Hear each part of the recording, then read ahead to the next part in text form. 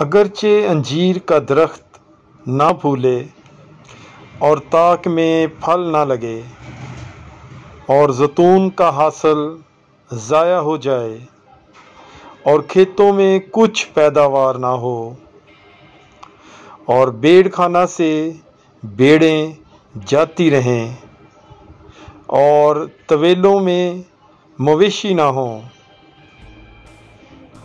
तो भी मैं खुदावंद से खुश रहूँगा और अपने नजात बख्श खुदा से खुश वक्त होऊंगा। खुदावंद खुदा मेरी तवानाई है, वो मेरे पाँव हिरनी के से बना देता है और मुझे मेरी ऊंची जगहों में चलाता है। आमीन। God bless you. Bible is life.